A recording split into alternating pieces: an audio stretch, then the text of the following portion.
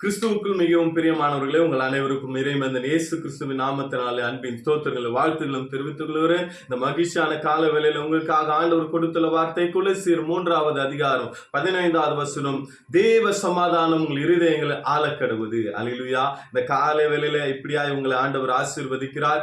தேவனுடைய சமாதானம் உங்கள் இருதயங்கள் ஆளும் என்று. அல்லேலூயா. இந்த தேவ சமாதானம் நம்முடைய வாழ்க்கையில நம்முடைய இருதயத்தை ஆளும் போது தேவனுடைய சமாதானம் எப்படிப்பட்டதான நன்மையை நமக்கு கொடுக்கிறது, எப்படிப்பட்டதான கிருபையை ஆசீர்வாதத்தை நமக்கு கொடுக்கிறது என்று நாம் பார்த்தோமானால், லேவியராகமம் 26வது அதிகாரம் 6வது வசனம் சொல்லுகிறது, இந்த தேவ சமாதானம் என்பது நம்முடைய வாழ்க்கையில வரும்போது நம்முடைய வாழ்க்கையில இருக்கிற தத்தளிப்புகளை அது மாற்றுகிறது என்று வசனம் சொல்லுகிறது. அல்லேலூயா. இன்றைக்கு வாழ்க்கையில தத்தளிப்பு இல்லாமல் யாருமே கிடையாது. நிறைய பேருடைய வாழ்க்கையில அநேக காரியங்களுக்காக நீங்கள் தத்தளித்துக் கொண்டிருக்கிறதை இந்த நாளிலே ஆண்டவர் பார்க்கிறார். அந்த தத்தளிப்பை மாற்றும்படியாக தான் ஆண்டவர் சொல்லுகிறார், தேவ சமாதானம் இருதயங்கள் ஆளக்கடவுது என்று. அப்படி தேவனுடைய சமாதானம் நம்மை ஆள வேண்டும் என்றால் நாம் தேவனுடைய ஆளுகைக்குள்ளாக நம்மை நாமே உட்படுத்திக் கொள்ளுகிறவர்களாக இருக்க வேண்டும். அல்லேலூயா.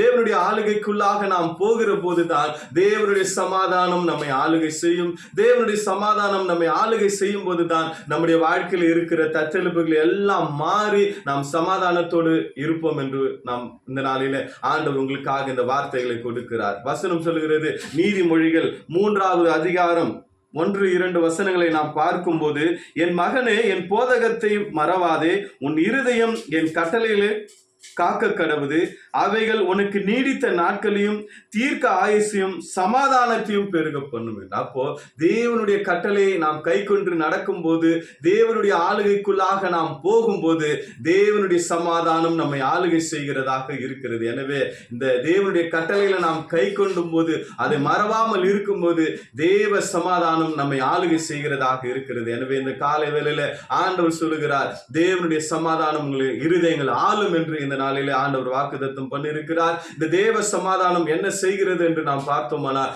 நம்முடைய வாழ்க்கையில் இருக்கிற தத்தளிப்புகளை எடுத்து போட்டு சமாதானத்தோடு இருக்க பண்ணுகிறதை பார்க்கிறோம். எனவே நீங்கள் தேவனுடைய ஆளுகைக்குள்ளாக உங்களை உட்படுத்திக் கொள்ளுங்கள். தேவ சமாதானம் உங்கள் இருதயங்கள் ஆளும், நீங்கள் சமாதானத்தோடு இருப்பீர்கள். இந்த நாளிலே தேவன் தம்முடைய சமாதானத்தை உங்களுக்கு கொடுத்து உங்களை ஆசீர்வதிப்பாராக.